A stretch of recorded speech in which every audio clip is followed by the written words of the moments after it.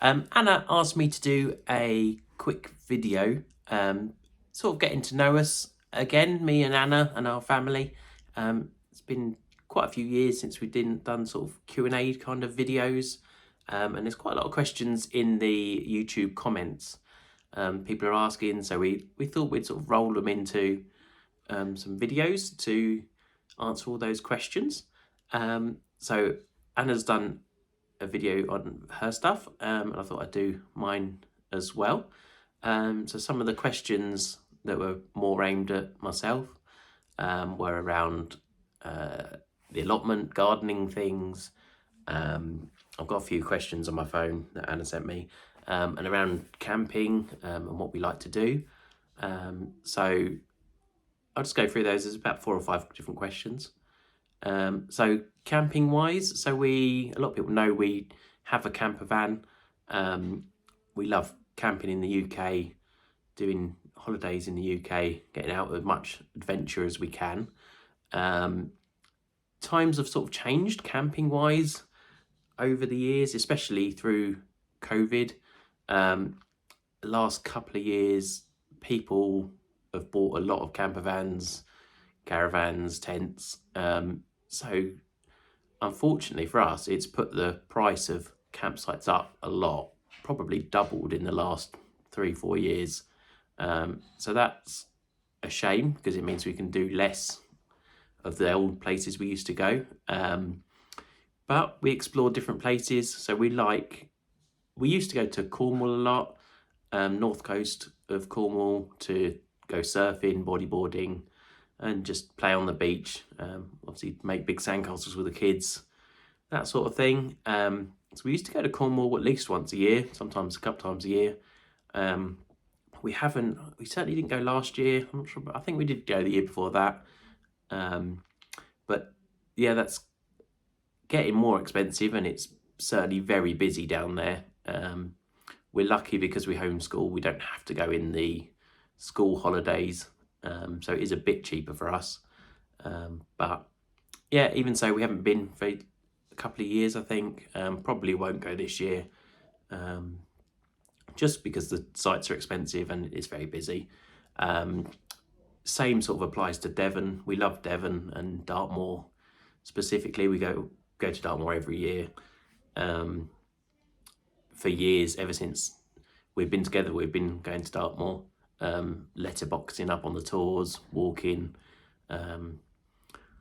Again, the campsite's getting expensive, and they're cracking down on wild camping. We used to go and wild camp in our camper van out on the moors, but they're cracking down on that as more people did it over COVID, which is a real shame because there's a lot of people who have done that for years and really respect the land and don't leave any rubbish or any fires, and make a lot of use of it. But yeah, so it'd be nice to go again. We do love going to Devon and Dartmoor, but we shall see. Big thing we do is Scotland. We love going to Scotland. All over Scotland is just absolutely amazing. The whole country is incredible. And the huge bonus for us is the amazing wild camping culture. So you can have open access to land, so you can camp in a tent or in bothies all over the place. But what we tend to do is our camper van. So amazing places you can park up. There's obviously places like lay-bys and things, but as you get out into the wilds, there's just amazing beaches you can park right next to. Just amazing places you'd never think you'd get to camp in the mountains.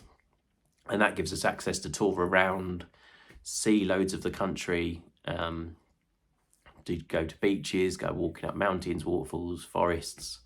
Last year we went and we woke up in Forestry Commission car parks and went for amazing walks when there was no one there at all, up to waterfalls, mountains.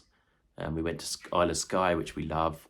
All those sort of things. So I really hope we'd like to do that again this year. It gives us a lot of flexibility. It's just the fuel cost for us in the van, which is luckily coming down again a bit. So that's going to help this year and means we can do more, go further. We've got a sort of funny lifestyle in that we've got the time really between the homeschooling and the way we work, but it's obviously paying for fuel all the time to travel. So yeah, we'll see if we get to do that. I mean, we also love places like Norfolk. The beaches there are good, sort of closer to us, so we can get there for shorter stays. And I'd love to explore more of other parts of the country, but it's just fitting it all in, isn't it? So yeah, there's a long answer of places we like to camp. Love to do more camping. It's very relaxing, getting away. Very simple life in the van. You know, you've got everything we need, but nothing that we don't. You know, there's no. We've got iPads and phones and things, but we don't obviously have a big telly or anything. So we do a lot more reading and simple cooking and things. So that's great. The other thing that I talk about a lot is growing our own food. So something we've done. We've always tried to do a little bit. We've had an allotment years ago, probably 15 years ago. We had our first allotment. We were a lot younger and sort of didn't get on great with it because of the other people. But now we're a bit older. We've got another allotment. Technically we've got 2 allotments side by side. So we're trying to grow as much food as we can. We'd love to grow more. We'd love to have land and grow a lot more of our food. I'm learning as much as I can. It's all one of those things you never stop learning, growing food or raising food. So yeah, down our allotment, I mean, the challenges are, I mean, even though we've had our allotment, I think 3 or 4 years now, maybe, I think 3. It's, you know, you never stop learning, but you never stop trying to get set up. Things like we don't have water on our allotment site, so we have to try and catch rainwater or bring it down. So I'm still trying to get set up enough water catchment so I don't have to carry it down there. And compost is the other massive thing. I really like no dig approach to gardening. It's certainly the way our allotment's set up in raised beds, no dig. It works so well for us. I love the way everything's separated for me. That works in my brain. Everything's in a box. I know where everything is, and that's brilliant. But also the no dig, we have a lot less weeds. You know, I can just put compost on the top every year and rejuvenate it. And we've had amazing success really for very little input time, other than the initial build of the boxes. Other than that, it's works so well. But the challenge is, I'm still trying to build up the boxes on the second plot, which we've had for a year and a half now. So I was still trying to source recycled wood. So we used people's decking they were taking up. We reused the wood.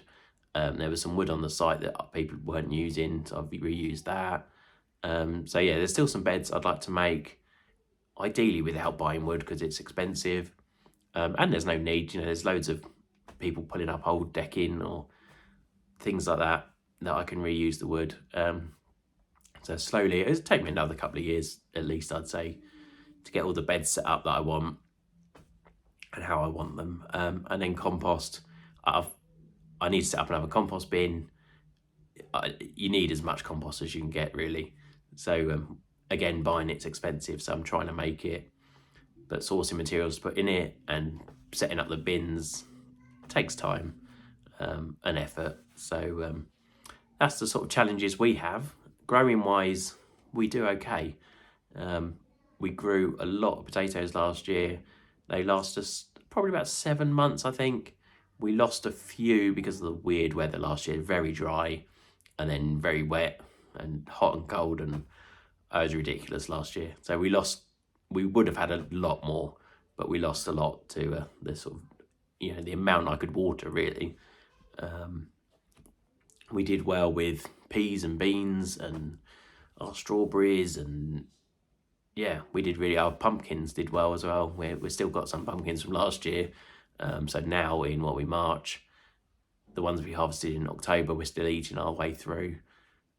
We didn't do so well with courgette last year, so we have to try again this year, a bit harder. We do fight. The other challenge actually is rabbits down there. They try and eat everything, so I have to try and fence things in. So again, I need to source fencing to fence as much as I can in. The potato, they leave the potatoes alone, but the everything else they eat. So that's the other challenge this year, really, is trying to fence stuff in. Yeah, so that's sort of growing. Hopefully this year, again, going for loads of potatoes. I love growing potatoes, because it's something I know our family will use, and it will store for months and months. Certainly from the time we start digging the first lot up, they can stay in the ground for months, and then they can store in our pantry for ages. Onions and garlic, we're still using garlic from last year. We pulled up last June, July. We're still working our way through the garlic. We haven't bought any since last summer. Onions we've used for months as well. Yeah, so that was great. We've still got courgette in the freezer. We've still got chard that we were using in the freezer. Leeks we're still using from last year. So yeah, amazing. More of the same this year. More beans, more peas, and just trying to maximise the use of the space and what we can do. We've got a good amount of space, so we just need to make sure it's productive, really. And it'll take me another couple of years to get it where I want, and then it'll probably need more as well. But yeah, that's my sort of gardening spiel. I've just lost the email where I was reading it from. The other things, what else was she talking about? The other questions people had were around our sort of goals in life, and with children, and after sort of children have grown up. It's with our children. I mean, our goals kind of, from my point of view anyway, we're doing what we want to do. We're doing the sort of travel we want to do, the lifestyle, homeschooling, growing some food. You know, it'd be fantastic to grow more, travel more, teach them all those skills, growing and food, cooking food, preserving food, alongside all the other brilliant things they do with history and all sorts of stuff. So in terms of while they're growing up, the goals, we're doing pretty well, I think, on what we want to do. More of the same, really. Afterwards, I haven't really thought about after children, once they've sort of into adulthood. But yeah, it's just sort of watching them grow up, helping them as much as we can, and more of everything we like doing. We quite like quite a simple life, really. Reading, gardening, exploring things, exploring places. So that's our sort of goals. Nothing crazy, really, just having a good life and helping the kids have a good life. How do we meet often comes up. People often ask that, and that's something, it's funny because we've been together over 25 years now. So last November was 25 years. We've been together, married 15, I think. So obviously quite a long time. We met back in school. In fact, we knew each other when we were in primary school, I think. We sort of bumped into each other at other kids' parties and things. But yeah, we really met at secondary school in geography class, pretty much. And then got together when we were 16. So yeah, long time ago. And sort of following on from that is the Brimble story from my side. So obviously we've been doing Mrs. Brimble's a long time now. I think it's nearly 10 years. And Anna started it really doing, I think when she started YouTube and started making some dashboards and things like that and selling them on Etsy. And then really it snowballed into Brimble's boxes, which has been really good for us. Really enjoy doing that. Patreon, loads more YouTube, and obviously I've done YouTube stuff as well. So yeah, I mean, really, it was Anna getting into the community, obviously running events as well. Kind of forget that now. We sort of stopped during COVID because it was obviously you couldn't do that. They're a huge amount of work as well. So yeah, I mean, it was Anna starting her YouTube, starting her doing dashboards, and then we remember we got into planners, selling planners.